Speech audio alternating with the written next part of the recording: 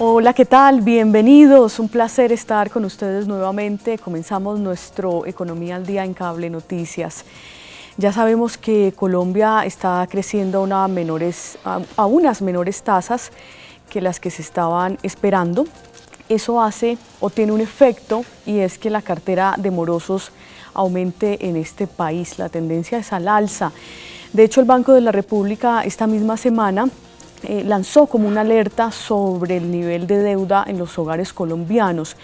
Y por eso mismo, pues la Superintendencia Financiera emitió una circular, publicó una medida para ayudar un poco a los morosos en Colombia. A partir del 31 de octubre, ciertos morosos, ya vamos a mirar los requisitos, podrán acercarse a sus bancos, a las cooperativas, a las entidades de crédito en el país para renegociar las deudas si es que han tenido problemas para pagarlas a lo largo de este año. Vamos a ver qué requisitos hay y vamos a entender un poco más esa circular de la Superintendencia Financiera con un experto y nuestro invitado de hoy. Les presento a Rodrigo Castillo, profesor universitario y además es gerente de Seguridad Social Colombia. Bienvenidos y bienvenido, profesor. Un placer tenerlo nuevamente. Gina, muchas gracias por la invitación, muy amables a los televidentes también. Muchísimas gracias y ayudarnos a entender un poco pues este tema que llama mucho la atención entre los colombianos que están lógicamente colgados con el pago de sus deudas. Para empezar, profesor, ¿qué tanto usted ha sentido la desaceleración del país en su empresa, a las personas a las que usted asesora? Sí, Gina, definitivamente, y televidentes, el tema de la desaceleración económica ya se está percibiendo en los negocios, en las empresas, en el empleo, en variables que son macroeconómicas, pero que se reflejan en el bolsillo de cada uno de los colombianos. Y esto genera, básicamente, una disminución en el empleo, una informalización y una posibilidad menor de flujo de caja o de ingreso de los colombianos. Y por supuesto, lo que son los gastos tienen un comportamiento similar y al alza frente a unos ingresos que empiezan a disminuir o a interrumpirse, que es lo peor que puede pasar en una economía para las personas. Y esto le genera una diferencia entre lo que son los pagos y el honrar esos pagos, es decir, el pagar oportunamente esas obligaciones. Yo tengo una cifra que es la de la cartera de morosos, la encontré hasta abril de este año y la voy a compartir a los televidentes. La cartera morosa del sistema financiero, esto es para abril de este año, llegó a un máximo de 4,2%, significa un crecimiento de 32% en el último año, ha pasado de 12,7 billones a 17,6 billones. Entonces la gente se empieza a colgar y esto pues está causando mucha preocupación en las autoridades, profesor. Claro, Gina, mira que en el caso ya a junio, el indicador es mucho más, se ha deteriorado mucho más. Ya estamos en el 4,4. Y eso quiere decir que las personas o las empresas que han adquirido créditos han venido rezagándose en sus pagos. Y por supuesto afecta al sector financiero y afecta a todo el sistema de pagos de la economía. Pero sobre todo las empresas, ¿no?, que son las que más se han visto afectadas, no tanto las personas. Más las empresas, correcto. Más las empresas. Las empresas, digamos, su ingreso está en función de las ventas. Y si esas ventas han venido deteriorándose, por supuesto los ingresos también se deterioran. Pero hay otra circunstancia también, y es la extensión de plazos en los pagos. Entonces, una empresa factura, espera el pago a 30 días, que era lo normal, pero el pago empieza a retrasarse, y fíjense que esto genera un efecto dominó. ¿Por qué? Porque empieza a retrasar el pago de las facturas, por lo tanto, esta empresa empieza también a retrasar el pago de sus proveedores. La nómina hasta la nómina, y termina siendo un tema ya de incumplimiento de pagos, que para una economía es totalmente perverso, por supuesto. Bueno, ahí están las cifras preocupantes. De hecho, les contábamos en la introducción, el Banco de la República emitió esa alerta sobre la deuda de los hogares en Colombia. Vamos a entrar en detalle ahora sí con esta circular de la Superintendencia Financiera. ¿Qué es lo que a usted más le llama la atención, profesor, de entrada con esta medida? Bueno, Gina, la circular externa 026 de este año lo que hace es como normalizar y tratar de dejar sobre el tapete el tema de la posibilidad de incumplimientos de pagos en el sector financiero. Existen 4 tipos de créditos: el de microcrédito, el de consumo, el comercial y el hipotecario. Entonces, para todos se les está dando una posibilidad, y esto, televidentes, tanto para las empresas como para las personas, es decir, para los deudores en general, pero también para el sector financiero, que le permite establecer un poco la posibilidad de que sus deudores acomoden a su flujo de caja los pagos que seguramente han venido empezando a retrasarse. Entonces, lo que quiere esta circular es, en línea con lo que plantean los organismos multilaterales, pues dar como una posibilidad para que los pagos y las deudas se encajen con el comportamiento de la economía y el ciclo económico, que, como lo acabas de comentar, ha venido pues disminuyendo.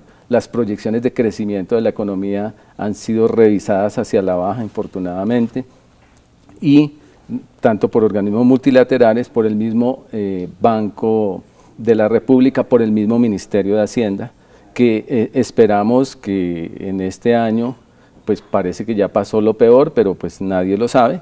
Sin embargo, no se espera un crecimiento de algo más de un 1,4, 1,5%. Sí.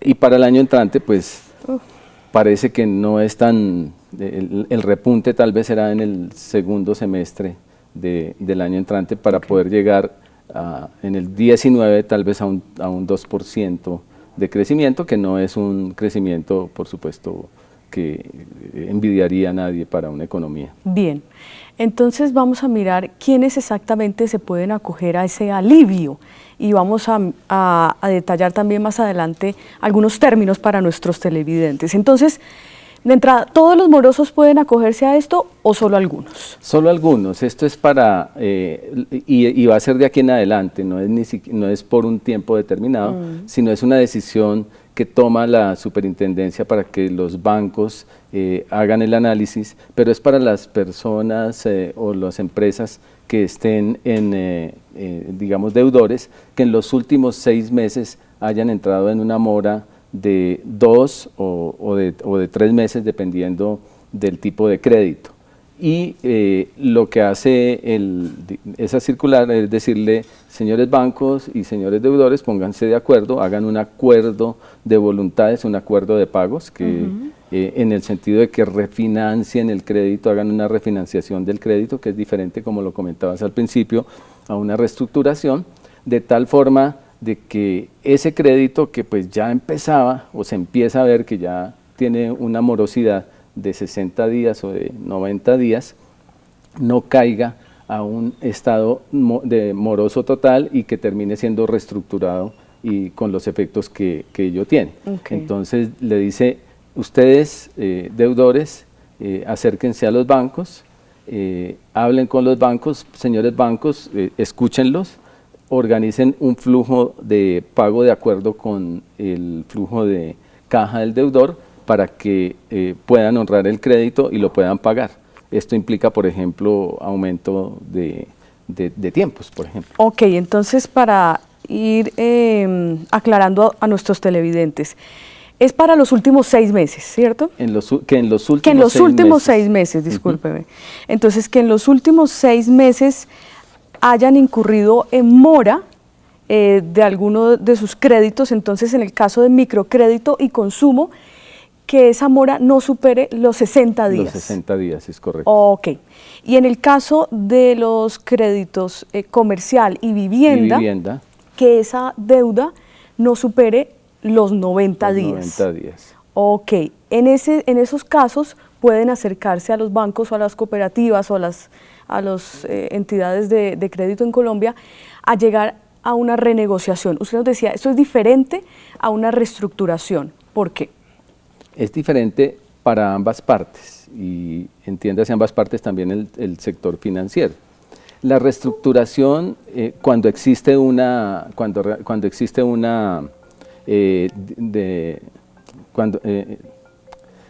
es diferente porque cuando existe una reestructuración, Sí. en la reestructuración cambian todas las condiciones, son reportados al sistema A las centrales, de riesgos y van a ser calificados de una forma que para próximos créditos van a ser penalizados si alcanzan a tener la posibilidad de otros créditos.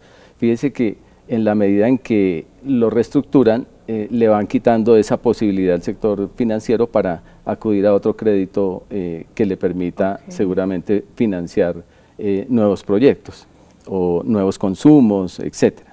Esa es reestructuración. Para el banco también es diferente, o para el sector financiero del establecimiento crediticio, porque va a tener que castigar alguna cartera, va a tener que hacer unas provisiones y eso le va a generar, por supuesto, un efecto sobre su utilidad y sobre su balance general. Sí. Entonces, para los bancos también es muy conveniente, por supuesto, esta parte. De tal forma de que si yo no lo dejo llegar como entidad financiera, y es lo que ellos hacen generalmente, entonces puede no caer en esa reestructuración, y al no caer en esa reestructuración, esos créditos no pueden, digamos, no le implican al banco o a la entidad crediticia pagar, digamos, de sus reservas, de su capital, Exacto. Empezar a provisionar esos Y que se le créditos. dañe allí todo el balance. Y que se le dañe el banco. Profesor, vamos a hacer una pausa que me la están pidiendo ya en este momento y seguimos hablando de esos requisitos, esa modificación, esa renegociación que implica, si estamos hablando de tasas, cuál tasa, plazos, que debe uno saber, ¿no?, al momento de acercarse al banco.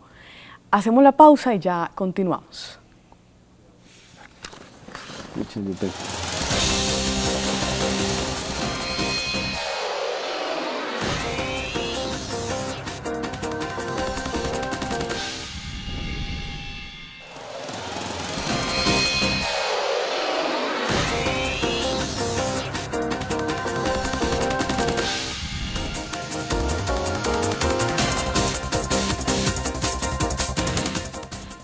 Muy bien, gracias por continuar con nosotros. Estamos en Economía al Día de Cable Noticias, entendiendo un poco la circular que emitió la Superintendencia Financiera, en la que se le da un alivio a los deudores morosos en Colombia.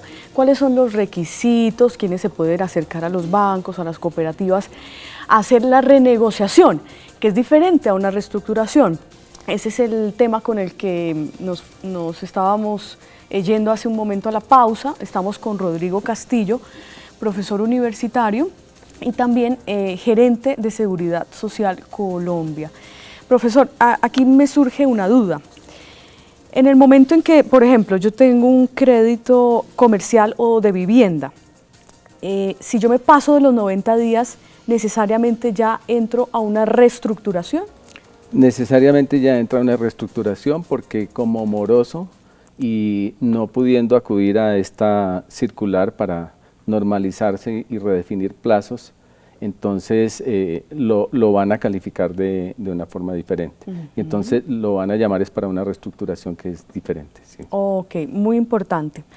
Ahora, para los morosos a los que le aplica esta circular, que recordamos, porque si usted acaba de llegar, es para los que en los últimos 6 meses no hayan tenido una deuda que supere los 60 días, que esté moroso más allá de los 60 días para microcrédito y consumo, y en el caso del crédito comercial y de vivienda, lo importante es que no se haya pasado de los 90 días. En ese caso puede renegociar.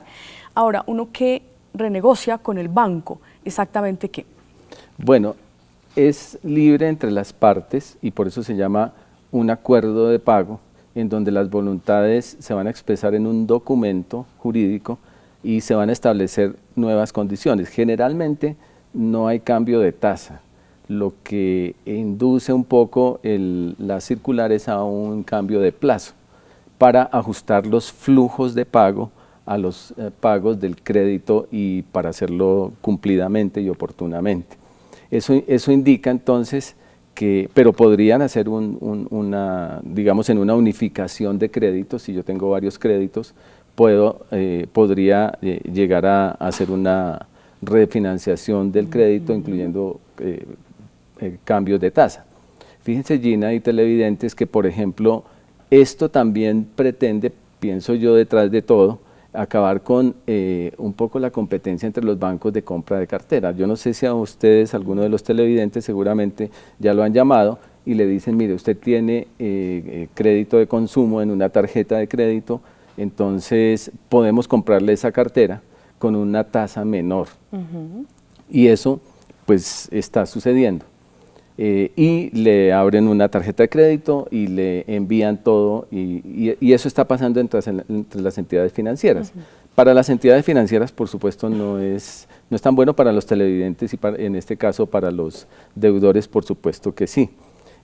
Sin embargo, esto lo podría hacerlo con la misma entidad, que es la razón de ser de la circular, para poder uno unir y definir, y uno debe, el consumidor financiero, es decir, el deudor, también debe tener en cuenta que no es tan pasivo, o sea que en esa relación es un ente activo y que puede hablar y que puede decir, mire, estas son mis condiciones, y si no, también puede acudir a otro banco y decir, bueno, oiga, ¿y ustedes en cuánto me compran mi cartera? Y eso también es parte de la negociación, porque generalmente en esta negociación, pues el fuerte, por supuesto, es el banco, el establecimiento de crédito, y el débil supuestamente es el consumidor financiero, el deudor, pero la idea es que estén en unas condiciones muy similares, pues para que sepan que también esa redefinición de mi crédito también le va a ayudar al banco, pues para que no tenga que hacer más reservas, más provisiones que están afectando su balance, por supuesto. Ahora, importante decir que el banco no está obligado, ¿cierto?, a renegociar ni a llegar a un acuerdo, porque tal vez alguno dirá, pues yo tengo una deuda, pero tal vez me voy a colgar a ver como para que me pongan más plazo o a ver qué mejores condiciones logro tomar. El banco no está obligado a llegar a la renegociación. No está obligado a llegar a la renegociación, y esa es una de las cosas que la superintendencia ha insistido, en que no vayan a intentar, por ejemplo, decir como en los últimos 6 meses debo estar en mora 2 o no más de 2, pues. Exacto. Entonces yo me pongo en mora e inmediatamente voy al banco, pero seguramente no puedo lograr nada, y lo único que logro es que estoy pagando una tasa de interés moratoria que es muy superior a la que seguramente pacté, y eso me va a implicar pues unos costos financieros mucho más altos de los que debería ser. Nos explicaba hace un momento que en esa renegociación lo que normalmente se hace es que se le da más plazo al deudor, ¿cierto? Que la tasa como tal pues tendería a no tocarse. Esa tasa pues es explicarle a los televidentes, está la tasa del crédito como tal y la tasa de deuda, de cuando ya estamos morosos. ¿Cuáles son esas diferencias también para explicar un poco? Perfecto, la tasa de interés en economía es la recompensa por privarse de liquidez. Esto quiere decir que el banco me entrega, él es intermediario, toma de otros, le paga un interés, pero a mí me entrega como deudor, y él es el acreedor mío, yo recibo el dinero y a cambio de eso estoy entregando un valor, un costo que se llama tasa de interés. Esa tasa de interés generalmente es una tasa de interés digamos, bancaria de mercado, que está establecida por la oferta y la demanda de los créditos y del dinero, por supuesto, que hay en circulación. Cuando tengo esa tasa va oscilando. Podría uno, solamente haciendo una cosita aquí atrás, es que yo podría decirles, mire, en el momento en que yo tomé la tasa de interés era muy alta, el Banco de la República ha venido bajando la tasa de interés. Las otras tasas no bajan tan rápido, pero pues han bajado alguito, entonces podría yo también decirle que me baje la tasa de interés. Pero esa tasa de interés es la de mercado. La tasa de mora es la máxima de usura. ¿Eso qué quiere decir? Es 1.5 veces la tasa corriente de interés. Es decir, que el 50% más de costos financieros por ponerme en mora. Por eso no es bueno estar en mora, ni para el banco, por supuesto, ni para la entidad financiera, porque castiga sus estados financieros, pero tampoco para la persona, porque el hecho de que esté en mora lo van a perseguir y hay unas garantías. El crédito generalmente se otorga a alguien, una empresa, una persona, pero sí tiene unas garantías que sean reales.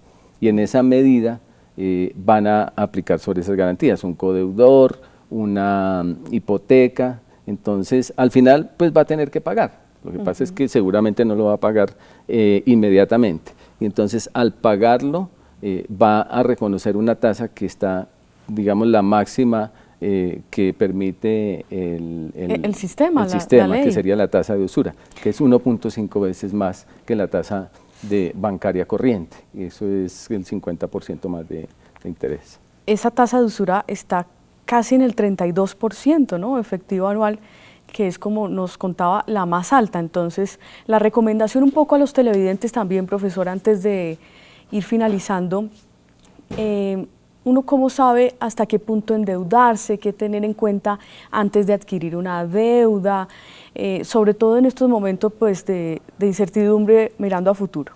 Eso es supremamente importante, Gina y televidentes, porque el endeudarse implica una responsabilidad sobre mis finanzas como empresa o mis finanzas como familia.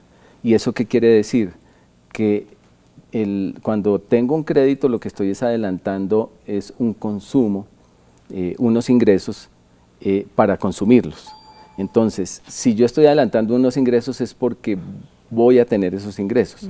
Si no los tengo, va a ser muy complicado. Entonces, lo primero que uno tiene que ser es inteligente en el sentido de saber a qué voy a acudir al sector financiero para solicitar créditos.